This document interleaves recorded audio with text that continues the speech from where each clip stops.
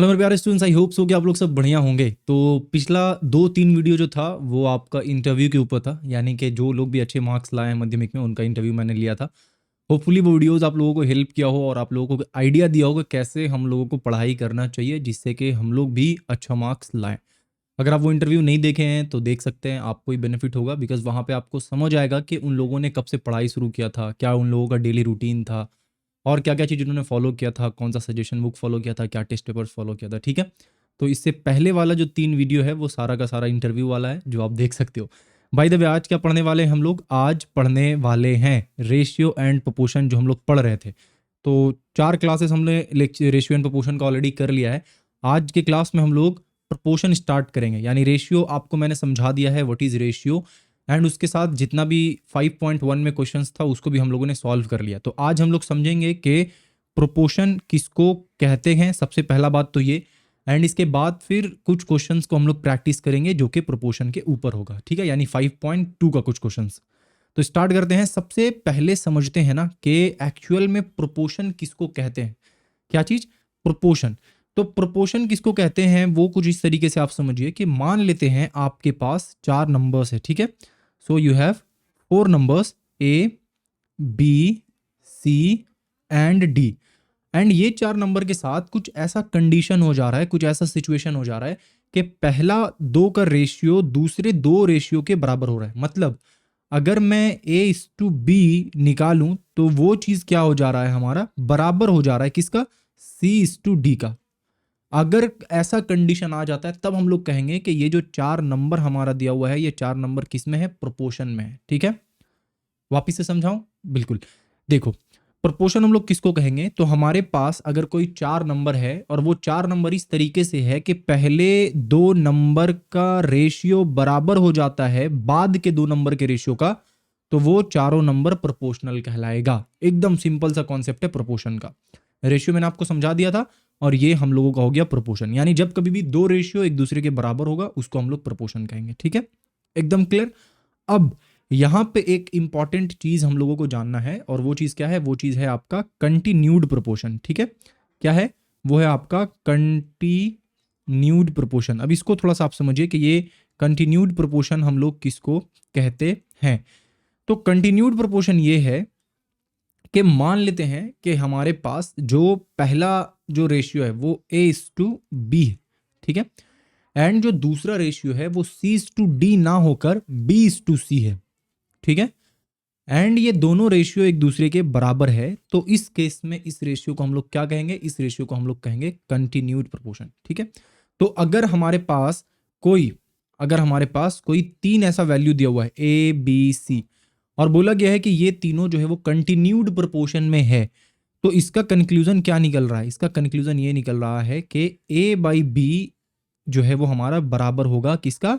B/C का। ठीक है, तो कंटिन्यूड प्रोपोर्शन में हम लोगों को क्या देखने को मिल रहा है? कंटिन्यूड प्रोपोर्शन हमें ये देखने को मिल रहा है कि जो दोनों रेशियो है ना वो दोनों रेशियो तो बराबर है ही, लेकिन उन दोनों रेशियो में एक चीज हमें दिख रहा है कि पहले रेशियो का जो सेकंड वाला नंबर है और दूसरे रेशियो का जो फर्स्ट वाला नंबर है वो दोनों बराबर हो रहा है। ठीक है, अब यहां पे एक चीज समझना कि ये जो चीज आपने देखा इसमें ए और डी जो है ना इसको हम लोग एक्सट्रीम कहते हैं। क्या कहते हैं? एक्सट्रीम एंड कहते हैं। यानी कि एक ए जो है वो फर्स्ट वाले पार्ट में आ रहा है, एकदम सबसे पहला वाला पार्ट, तो ये भी एक्सट्रीम वाले जगह पे है। एंड जो आप डी देख रहे हो इसमें वो भी एकदम लास्ट में आ रहा है, यानी ई, ये भी एकदम एक्सट्रीम वाले पोजीशन पे। लेकिन बी और सी जो है ना इसको हम लोग कहते हैं मिडिल। तो बी और सी जो है वो आपका मिडिल वाला टर्म है। तो जब कभी भी हमारा ऐसा 4 नंबर है जो कि प्रोपोर्शनल है लेकिन मिडिल वाला टर्म जो है वो बराबर हो जाए तो उसको हम लोग कहते हैं कंटिन्यूड प्रोपोर्शन। इस केस में हमारा अगर सॉल्व करेंगे तो क्या होगा? क्रॉस मल्टीप्लीकेशन करने से B² इज इक्वल्स टू क्या आ रहा है हमारा? B² is equals to AC आ रहा है। और ये जो आप कंडीशन देख रहे हो ये कंडीशन है आपका कंटिन्यूड प्रोपोर्शन का, और ये चीज आपको इस चैप्टर के आने वाले एक्सरसाइजेस में बहुत हेल्प करने वाला है। तो कंटिन्यूड प्रोपोर्शन का कॉन्सेप्ट आई होप कि आपको समझ में आ गया। बाकी फर्दर इसको और हम लोग समझेंगे जब हम लोग इसका क्वेश्चंस को बनाएंगे। फिलहाल इतना समझिए कि कंटिन्यूड प्रोपोर्शन का यहाँ पे ये मीनिंग निकल रहा है हमारा कि अगर कोई 3 टर्म आपको दिया हुआ है और बोला गया कि वो कंटिन्यूड प्रोपोर्शन में है, देन जो मिडिल टर्म होगा वो आपका क्या होगा? रिपीट हो जाएगा।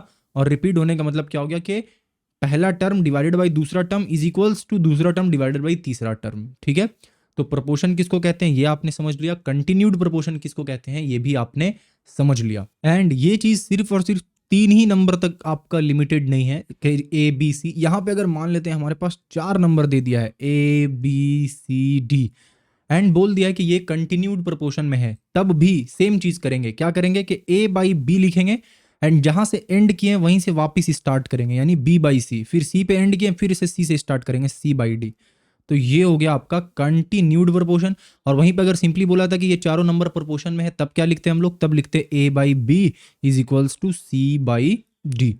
अब आई होप कि आपको समझ में आया होगा कि दोनों में डिफरेंस क्या है, कंटिन्यूड प्रोपोर्शन में और नॉर्मल प्रोपोर्शन में क्या डिफरेंस है। तो अगर 4 नंबर प्रोपोर्शनल है तो A by B is equals to C by D कर देंगे, यानी पहला 2 नंबर का रेशियो बराबर हो जाएगा दूसरे 2 नंबर के रेशियो से। बट अगर वो चारों नंबर कंटिन्यूड प्रोपोर्शन में है तब फिर हम लोगों को ये वाला चीज अप्लाई करना होगा कि पहला नंबर डिवाइडेड बाई दूसरा इज इक्वल्स टू दूसरा डिवाइडेड बाई तीसरा इज इक्वल्स टू तीसरा डिवाइडेड बाई चौथा, यानी वो कंटिन्यू हो जाएगा। बी पे खत्म हुआ अगेन बी से शुरू करेंगे, सी पे खत्म हुआ अगेन सी से शुरू करेंगे। आई होप कि ये चीज आपको समझ में आ गया। और बढ़ते हैं हम लोग डायरेक्टली एक्सरसाइज को सॉल्व करने पे। और सबसे पहला क्वेश्चन में हमसे क्या बोला जा रहा है इसको पढ़ लेते हैं। पहले क्वेश्चन में हमसे ये बोला गया है कि let us find the value of x, let us find the value of x for the following proportion, यानी कि ये हमें प्रोपोर्शन दिया हुआ है एंड यहाँ पे 4 में से एक नंबर हमारा मिसिंग है और उस नंबर को निकालना है, ठीक है। और वो नंबर कौन सा है, वो नंबर हमारा एक्स है। कैसे निकालेंगे इसको अभी आपको समझ में आएगा। देखो इसका मीनिंग क्या निकल रहा है कि चारों नंबर प्रोपोर्शन में इसका मीनिंग ये निकल रहा है कि 10, अच्छा एक चीज़ और अभी मैंने जब आपको बोला था कि ए बी सी डी ये क्या है, ये प्रोपोर्शन में है, तो इसको हम लोग एक तो इस तरीके से लिख सकते हैं कि ए बाई बी जो है ना वो बराबर है आपका सी बाई डी का।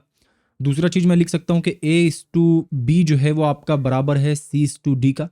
बट मोस्टली हर जगह पे आप देखोगे कि एक अलग यहाँ पे इस्तेमाल किया गया है चीज़ का, मतलब अलग एक क्या कहते हैं इसको, अलग एक नोशन का इस्तेमाल किया गया है। और वो चीज़ क्या है, वो है ये वाला सिंबल कि ए बाई बी ये आपका प्रोपोर्शनल का सिंबल हो गया सी इस टू डी, ठीक है। तो जब कभी भी आप ये वाला चीज़ देखना, हालांकि आप समझ पा रहे होगे बट फिर भी समझाना जरूरी है, ये वाला चीज़ आप देखना तो समझना ये प्रोपोर्शनल का साइन है, ठीक है। अब आगे बढ़ते हैं और इसको सॉल्व करते हैं। कैसे सॉल्व करेंगे, देखो इसका मतलब ये हुआ कि 10 बाई 35 जो है वो आपका बराबर होगा किसके, x बाई 42 के बराबर होगा, ठीक है। यहाँ तक इसको पहले मैं इरेज कर देता हूँ। तो अब इसको सिंपली आप सॉल्व कर लो। सॉल्व कैसे करेंगे भैया, क्रॉस मल्टीप्लीकेशन करोगे तो ये 35x हो जाएगा इज इक्वल्स टू क्या हो जाएगा आपका 420 and x is equals to हमारा क्या आएगा, x इज इक्वल्स टू हमारा आएगा 420 डिवाइडेड बाई 35। अब ये 420 डिवाइडेड बाई 35 कितना होता है, तो 420 divided by 35, one second 420 divided by 35 ये होता है आपका 12। तो इसका मतलब क्या हो गया कि x का वैल्यू हमारा आ गया है 12 आ गया यहाँ पे x का वैल्यू, ठीक है ओके। तो इस वाले जगह पे क्या होगा, इस वाले जगह पे आपका 12 होगा, ठीक है। दूसरा वाला देखते हैं हम लोग, दूसरे वाले को भी एग्जैक्टली उसी तरीके से सॉल्व करेंगे एंड यहाँ पे क्या हो जाएगा हमारा x बाई 50 जो है वो बराबर हो जाएगा किसका, 3 बाई 2 का। x का वैल्यू निकालना है, कैसे निकालेंगे, क्रॉस मल्टीप्लीकेशन करेंगे। क्रॉस मल्टीप्लीकेशन करेंगे तो हमें आएगा 2x इज इक्वल्स टू 5 3 जा 15 यानी कि 150। x इज इक्वल्स टू हमारा क्या आ जाएगा, x इज इक्वल्स टू हमारा आ जाएगा 150 डिवाइडेड बाई 2, ठीक है। 150 डिवाइडेड बाई 2 का मतलब हो गया आपका कि 75 आ रहा है, तो x is equals to 75, okay. And ये हमारा हो गया x का वैल्यू। सिंपल एकदम था, मतलब कि 4 अगर आपको दिया हुआ है टर्म, चारों प्रोपोर्शनल है बट एक टर्म आपका ऐसा है जो वेरिएबल है, मतलब एक कांस्टेंट टर्म नहीं दिया हुआ, आपको वैल्यू निकालना, एकदम इजीली निकाल दोगे क्रॉस मल्टीप्लिकेशन करके, उस स्पेसिफिक टर्म का आप वैल्यू पता कर सकते हो। नाउ बढ़ते हैं नेक्स्ट वाले क्वेश्चन पे, क्वेश्चन नंबर 2 पे। क्वेश्चन नंबर 2 में क्या बोला है देख लेते हैं। इसमें बोला है कि let us find the fourth proportional. यहाँ क्या बोल रहा है कि फोर्थ प्रोपोर्शनल आप निकालिए किसका, इन चारों का। तो सबसे पहले इससे शुरू करते हैं, ठीक है। अब यहाँ पे हमारा क्वेश्चन ये है कि भैया फोर्थ प्रोपोर्शनल कैसे निकालेंगे। तो सबसे पहला चीज ना, इसमें से जितना भी है सबका फोर्थ प्रोपोर्शनल को ना मैं x मान लेता हूँ, ठीक है। मैं क्या बोल रहा हूँ कि जो आपका फोर्थ प्रोपोर्शनल होगा वो आपका x होगा, ये हमने कर लिया लेट, ठीक है। जब कहीं कोई सहारा ना दिखे तो क्या करना है, हमें एक टर्म को लेट कर लेना है, जो कि यहाँ पे हमने x मान लिया। तो जैसे ही मैंने फोर्थ टर्म को x मान लिया और चारों टर्म किस में है, चारों टर्म प्रोपोर्शन में है, तो इसका मतलब क्या हो गया कि 1/3 इस टू 1/4 क्या होगा आपका, बराबर होगा किसके बराबर होगा, 1/5 इस टू x के बराबर होगा, ठीक है, क्योंकि x हमारा फोर्थ टर्म है। अब आगे कैसे सॉल्व करेंगे इसको, आगे इसको सॉल्व करेंगे हम लोग, 1/3 को ऐसे लिख देता हूँ, डिवाइडेड बाई 1/4 को ऐसे लिख देता हूँ, इज इक्वल्स टू 1/5 को ऐसे लिखता हूँ, डिवाइडेड बाई एक्स को ऐसे लिख देता हूँ। नाउ अब आपको क्या करना है, सिंपली आप क्रॉस मल्टीप्लीकेशन करेंगे तो ये हो जाएगा आपका x divided by 3 is equals to, ये वाला जब जाएगा उसके साथ मल्टीप्लाई होगा तो ये आपका 1 डिवाइडेड बाई 20 हो जाएगा, ठीक है, यानी 4 5 जा 20 हो गया। इसका मतलब ये हुआ कि x का वैल्यू क्या होगा, तो 3 हमारे पास इधर डिवीजन में है, उधर जाएगा तो मल्टीप्लीकेशन में हो जाएगा, 3 डिवाइडेड बाई 20 हो जाएगा, ठीक है। तो इसका मतलब x का वैल्यू क्या आ गया, x का वैल्यू हमारे पास आ गया है 3/20, ठीक है। चलो, आई होप कि आपको ये वाला क्वेश्चन अच्छे से समझ में आया होगा। हमने किया क्या, सिंपली फोर्थ वाला जो टर्म था उसको हमने क्या बोला कि x होगा, एंड देन वही क्रॉस मल्टीप्लीकेशन करके x का वैल्यू हमने निकाल लिया। सिमिलरली अगर आप सेकंड वाले चीज को देखें, सेकंड वाले क्वेश्चन को देखें, तो इसमें क्या दिया हुआ है कि 9.6 इज टू 7.6 प्रोपोर्शनल है किसके, 28.8 इज टू एक्स के। एक्स हमने खुद से माना है फोर्थ टर्म। इसका मतलब ये हो गया कि 9.6 डिवाइडेड बाई 7.6 जो है वो बराबर है आपका 28.8 डिवाइडेड बाई एक्स का, ठीक है। अगर आप चाहें तो इसको सिंपली यहाँ पे लिख सकते हैं कि 96 डिवाइडेड बाई 76, बिकॉज दोनों में डेसिमल 1 डेसिमल दोनों में हटा दिए तो कहीं पे भी जीरो देने का, 10 से मल्टीप्लाई करने का ना ही ऊपर ना ही नीचे जरूरत नहीं पड़ेगा क्योंकि दोनों का 1 डेसिमल हट गया। इज इक्वल्स टू यहाँ पे क्या हो गया, यहाँ का डेसिमल जब आप हटाओगे तो ये 288 डिवाइडेड बाई एक्स इंटू 10 हो जाएगा, क्योंकि एक डेसिमल हटेगा तो नीचे डेसिमल की जगह पे 1, उसके बाद जितना नंबर है उस जगह पे 0, तो 10 आएगा, मतलब कि 10x हो गया ये चीज़, ठीक है। ओके, नाउ नेक्स्ट जब इसको आप फर्दर सॉल्व करोगे तो क्या हो जाएगा, फर्दर ये आपका क्रॉस मल्टीप्लीकेशन हो जाएगा, एंड क्रॉस मल्टीप्लीकेशन होके ये बन जाएगा 960x is equals to 288 into 76। अब यहाँ से आप x का वैल्यू निकालना चाहोगे तो वो हो जाएगा 288 इंटू 76 डिवाइडेड बाई 960। मैं देखता हूँ कि ये फ्रैक्शन में आएगा या फिर नॉर्मली आएगा, तो 288 मल्टीप्लाइड बाई 76, जो भी वैल्यू आया उसको डिवाइड करते हैं 960 से, तो ये आपका 22.8 आ रहा है, यानी कि जो x होगा हमारा, जो x होगा वो कितना होगा, 22.8 होगा, ठीक है। एकदम सिंपल चीज़ है, बेसिक चीज़ है, लेकिन इसको सॉल्व करेंगे तभी हमें जो प्रोपोर्शन का एक्चुअल में कॉन्सेप्ट है वो समझ आएगा, और जो कॉम्प्लिकेटेड क्वेश्चंस हम लोग बनाने वाले फ्यूचर में वो बना पाएंगे। नेक्स्ट वाले क्वेश्चन पे चलते हैं। क्वेश्चन नंबर 3 में क्या बोल रहा है पहले देखना पड़ेगा। तो क्वेश्चन नंबर 3 में हमसे बोल रहा है एक्स स्क्वायर वाई, यहाँ पे मैं लिख लेता हूँ थर्ड वाला, क्या है, X square Y is to Y square Z, तो वाई स्क्वायर जेड लिख लेता हूँ, बराबर होगा जेड स्क्वायर एक्स, बराबर होगा Z square X is to, अब यहाँ पे देखो, अगर मैं यहाँ पे फोर्थ वाले टर्म को x मान लेता हूं तो यहाँ पे कॉन्फ्लिक्ट हो जाएगा। भैया कैसा कॉन्फ्लिक्ट होगा, यहाँ पे क्वेश्चन में ऑलरेडी x वाला टर्म दिया हुआ है, यहाँ पे देखो x वाला टर्म दिया हुआ है, तो मैं अगेन x मान के यहाँ पे पूरा चीज कॉम्प्लिकेट हो जाएगा, यानी x को हम नहीं कर, यहाँ पे लेट नहीं कर सकते हैं, ठीक है ना, ये चीज ध्यान रखना। तो अब यहाँ पे जो फोर्थ टर्म है ना इसमें, वो मैं कुछ और मानता हूँ, ठीक है। इस वाले चीज़ में मैं फोर्थ टर्म को मान लेता हूँ कि हमारा फोर्थ टर्म जो है ना वो कैपिटल ए है, चलो कुछ भी आप मान लो, मैं कैपिटल ए मान लेता हूँ, तो यहाँ पे क्या हो जाएगा, कैपिटल ए हो जाएगा। अब इसको फर्दर हम लोग सॉल्व करेंगे। सॉल्व कैसे करेंगे, अब तक आप सीख ही गए होगे, X square Y divided by Y square Z is equals to Z square X divided by A, ठीक है। अब आगे क्या करेंगे, ऊपर का जो एक्स स्क्वायर है वो एक्स स्क्वायर रह जाएगा, वाई वाई कटेगा तो नीचे में क्या हो जाएगा, वाई जेड हो जाएगा, इज इक्वल्स टू ये जेड स्क्वायर ऐसे ही रहेगा, ये एक्स ऐसे ही रहेगा, डिवाइडेड बाई ए रहेगा। अब मैं क्या करता हूँ कि ए को एक साइड ले आता हूँ और बाकी सारे टर्म को एक साइड लेके चला जाता हूँ, तो जब सारे टर्म को एक साइड लेके चला जाऊंगा तो ये कुछ ऐसा टर्म बनेगा, डिवाइडेड बाई एक्स स्क्वायर, ठीक है। यानी कि जो हमारे पास टर्म आया है वो क्या आया है, ए इज इक्वल्स टू, ये आपका हो गया जेड स्क्वायर, ये वाला जो एक्स आप देख रहे हो यहाँ पे, ये एक्स इसके स्क्वायर से कट जाएगा, ठीक है। तो बचेगा क्या हमारे पास, बचेगा हमारे पास जेड का क्यूब और वाई डिवाइडेड बाई एक्स, ठीक है। एंड ये हमारा फोर्थ वाला टर्म होगा। आई होप कि आपको ये वाला समझ में आया होगा। नेक्स्ट क्वेश्चन हमारा क्या है, नेक्स्ट क्वेश्चन हमारा है, इसको मैं डायरेक्ट कॉपी कर लेता हूँ क्वेश्चन को ही यहाँ से, ठीक ना, इसको डायरेक्ट मैं इसी को कॉपी कर लेता हूँ। तो ये हो गया हमारा कॉपी, एक नया स्लाइड ले लेता हूँ मैं यहाँ पे और इसको पेस्ट मार देता हूँ, इसको उठा कर लेकर आते हैं इधर, ठीक है। तो ये वाला चीज़ हमें दिया हुआ है। मैं क्या कर रहा हूँ, देखो मैं ये बोल रहा हूँ कि भाई देखो यहाँ पे जो हमारा फोर्थ वाला टर्म है वो एक्स होगा, ठीक है। फोर्थ वाला टर्म क्या होगा, मैं यहाँ पे बोल रहा हूँ कि जो हमारा फोर्थ वाला टर्म होगा वो एक्स होगा। क्यों? क्योंकि यहाँ पे आपका एक्स लेने से कोई भी कॉन्फ्लिक्ट नहीं होगा, लास्ट वाले में कॉन्फ्लिक्ट होगा, यानी कि वहाँ पे एक्स ऑलरेडी प्रेजेंट था। यहाँ पे मैं क्या कर रहा हूँ, देयरफॉर मैं लिख सकता हूँ यहाँ पे कि P minus Q divided by P square minus Q square बराबर होगा किसका, P square minus P Q plus Q square का डिवाइडेड बाई क्या होगा, फोर्थ वाला टर्म हमारा एक्स है। अब क्या करना है, अब यहाँ पे एक्स इधर मैं ले लेता हूँ क्रॉस मल्टीप्लीकेशन करके, ये p माइनस क्यू हो गया इज इक्वल्स टू यहाँ पे आपका P square minus Q square हो गया, ये मल्टीप्लाई हो गया आपका P square minus P Q plus Q square. तो घबराना नहीं है कि इतना ज़्यादा बड़ा कैसे होता जा रहा है, नहीं, अभी ये देखो एकदम सिंपल होने वाला है।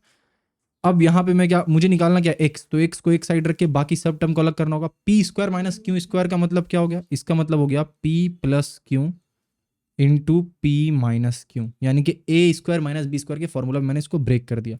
एंड ये क्या हो गया, P square minus P Q plus Q square, ठीक है यहाँ तक, ठीक है।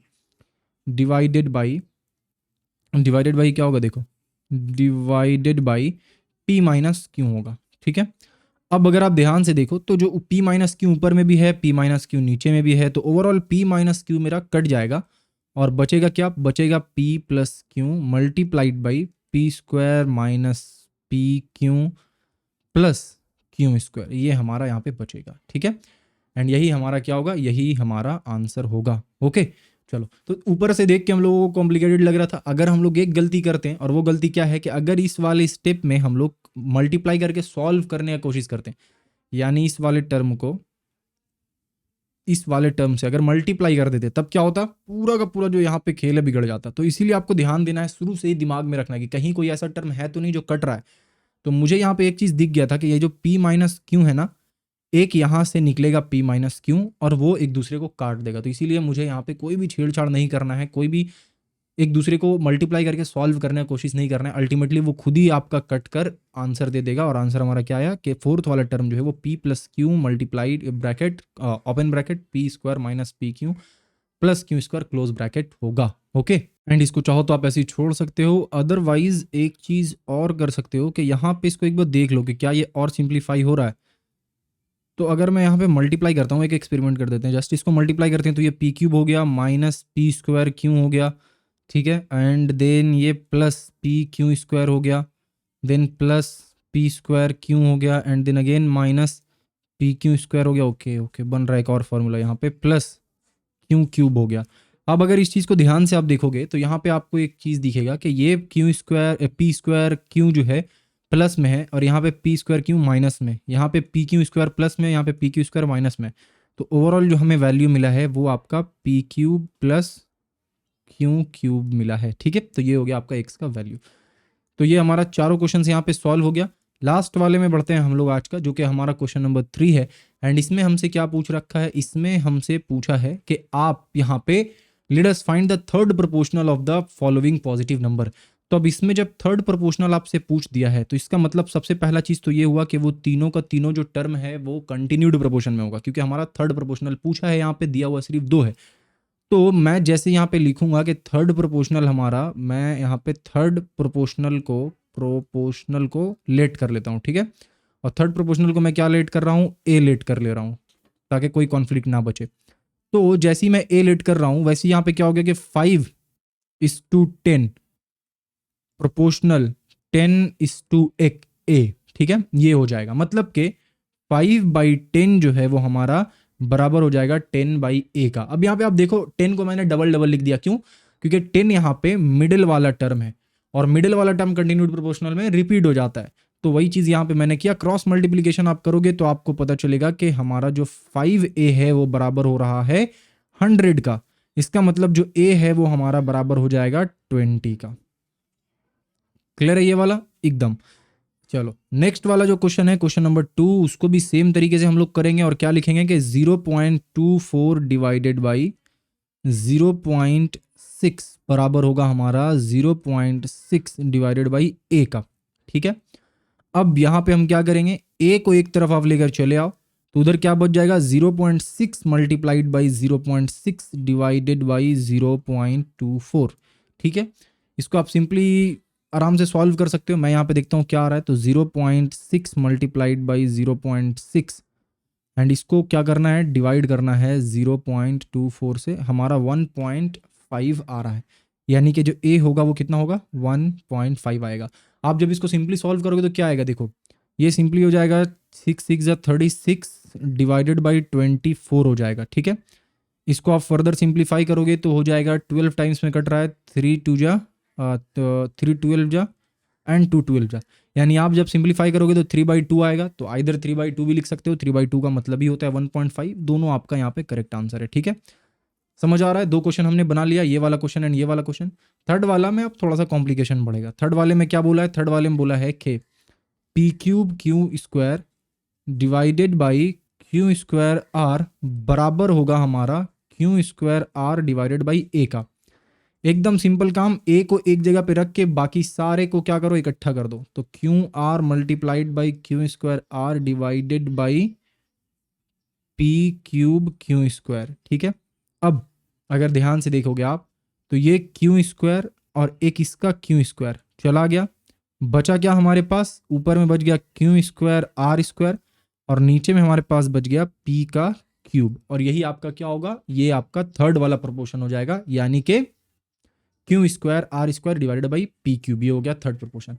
लास्ट वाला क्वेश्चन में हमसे क्या बोल रहा है, लास्ट वाले क्वेश्चन में क्वेश्चन नंबर 4 में हमसे ये बोल रहा है कि x माइनस वाई का whole square, x minus Y का whole square divided by X square minus Y square, X square minus Y square का whole square is equals to, क्योंकि कंटिन्यूड प्रोपोर्शन है तो यहाँ पे भी वही चीज़ मैं लिखूंगा, डिवाइडेड बाई थर्ड वाला प्रोपोर्शन मैंने क्या माना, ए माना थर्ड वाला टर्म। अब इसको आप क्या करो, अब इसको आप क्रॉस मल्टीप्लीकेशन करो। तो ए को मैं एक जगह पे रखता हूँ एंड बाकी सारे टर्म को एक जगह पे भेज देता हूँ। ठीक है, सारे टर्म को क्या करते हैं, एक जगह पे भेज देते हैं। ओके, अब आगे क्या होगा देखो, अब आगे यहाँ पे नीचे में क्या आ जाएगा, एक्स माइनस वाई का होल स्क्वायर, ये नीचे में आ गया। अब यहाँ पे एक चीज़ देखना, X square minus Y square के टर्म में है, तो X square minus Y square को हम लोग फॉर्मूला में ब्रेक कर सकते हैं, बिल्कुल ब्रेक कर सकते हैं। कैसे ब्रेक करेंगे अभी आपको समझ आएगा। देखो ए को ऐसे ही रहने देता हूँ, इस वाले चीज़ को अगर मैं ब्रेक करूँ तो एक्स प्लस वाई हो जाएगा एंड एक्स माइनस वाई हो जाएगा एंड ऊपर का होल स्क्वायर इसी तरीके से रहेगा। एंड इस वाले को मैं छेड़छाड़ नहीं करता हूँ, जैसा है इसको वैसे ही रहने देता हूँ। क्यों इसको ऐसे रहने दे रहा हूँ अभी आपको समझ में आ जाएगा, divided by X minus Y का होल स्क्वायर। ठीक है, अब ये चीज़ किसके बराबर हो रहा है, देखो ऊपर में मैं लिख सकता हूँ एक्स प्लस वाई का होल स्क्वायर, ठीक है, इनटू एक्स माइनस वाई का होल स्क्वायर। ऐसा क्यों लिख रहा हूँ, ये जो आपका स्क्वायर यहाँ पे था, ये स्क्वायर मैं X plus Y and X minus Y दोनों के ऊपर चढ़ा रहा हूँ एंड जो बच गया हमारा वो क्या है, X square minus Y square का होल स्क्वायर डिवाइडेड बाई नीचे में क्या हो जाएगा, एक्स माइनस वाई का होल स्क्वायर। अब ऊपर में एक्स माइनस वाई का होल स्क्वायर है, नीचे में एक्स माइनस वाई का होल स्क्वायर है, दोनों कट गया। ठीक है, इसका मतलब a इज इक्वल्स टू क्या है हमारे पास, x प्लस वाई का होल स्क्वायर आया है।